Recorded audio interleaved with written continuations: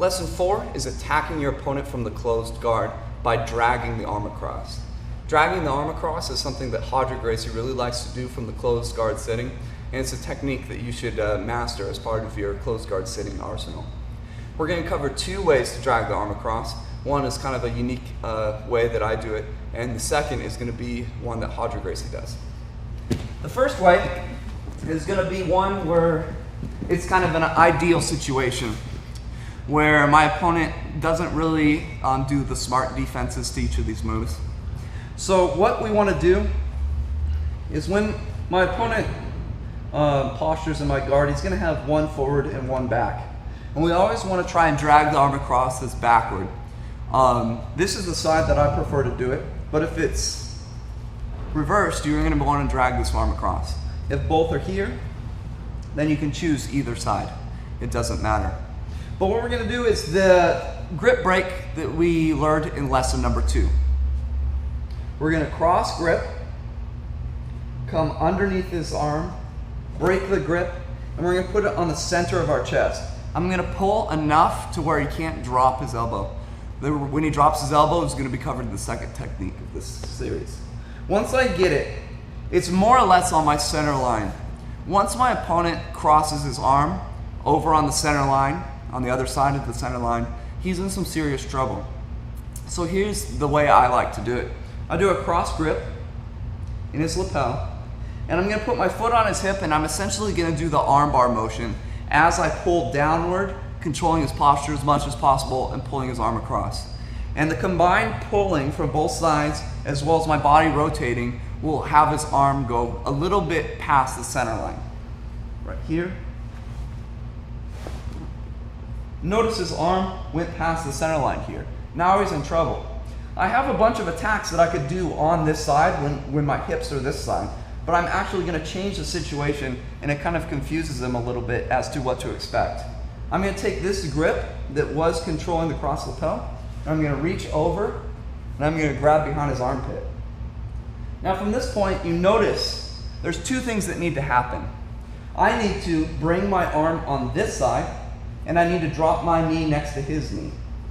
So from this position, simultaneously, I'm going to put my foot either, if he has something to post here, or on the ground, post on his leg if possible. I'm going to drop my knee, and at the same time, I gate back a little bit so that I can get my arm on the proper side here. I clamp down on his armpit and controlling his posture. Notice how my knee is in line with his knee. And that's really important. When I do this technique at the end at full speed, you're going to see that step where I kind of inch out. And what I'm doing is I'm posting here and I'm dropping my knee. So one more time from this technique. Grip strip, place on the center, cross grip, pull down, control his posture, his arm goes over that danger center line. I completely change the angle of my attack, and I pull the arm out like this. I clamp down. Now you can improve your grip. It's not essential, but you can improve your grip if you can snag this lapel, and that makes everything a little bit tighter. You end in this position here. The second way is when my opponent is a little smarter and he's focused on dropping his elbows. There's one of 2 things that you can do when he drops his elbows. You can switch sides and confuse him, attacking both sides, dragging the arm across, or you can do this technique. Once he's got posture here, I strip the grip, and for whatever reason, he's able to drop his elbow because he knows I'm trying to drag it across. And this can be a bear to deal with because when I pull over, it's just not going to go anywhere. So from this position, I'm going to treat it like this arm is the arm that's in on a triangle. And if you remember from the triangle position, to get the arm over to the other side to choke him, you raise your hips, you push the arm up, and then you push over on the tricep. So it's the same idea. Up, push up on his arm, over, and down. It's the same idea from the closed guard when he drops here. I need to raise my hips.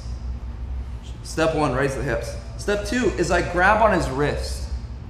I grab on his wrist because I don't have as much leverage when his sleeve starts to climb higher. Grab right on his wrist and push up. Now he's still going to be pushing down with a lot of his might on his hip or on his elbow, because he knows that it locks my hips and it keeps his arm safe. But by pushing up on my hips and pushing up with the arm, it makes it lighter. Take right behind his tricep and I push over. Once it crosses the center line, I grab his armpit, foot right here, and I drop my knee on this side even with his knee. You notice it's slightly different because instead of having a grip right here on his sleeve like I did before, I have it on his wrist. You can transfer, it's no big deal. But again, I like this one because your arm doesn't end on this side, which he can start to grab your sleeve with the same side here, making it difficult for you to snake out and take the back. So this kind of eliminates that. Keep everything real tight, and then we're going to work to take the back.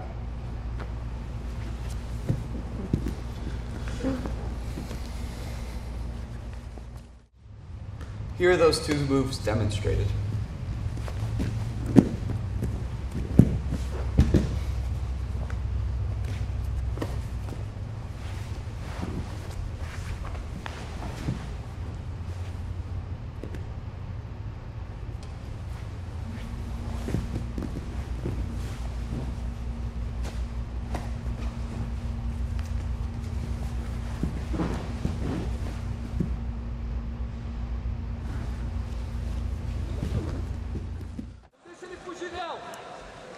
Bruno Ohana from Brazilian Jiu-Jitsu. Bruno Ohana. Douglas Conceição is now DQ. Jason Temple. Jason Temple. Step forward, please, Jason. Isso! Montigari, coach, Margarida. Combina! De novo, de novo! Combina, Margarida.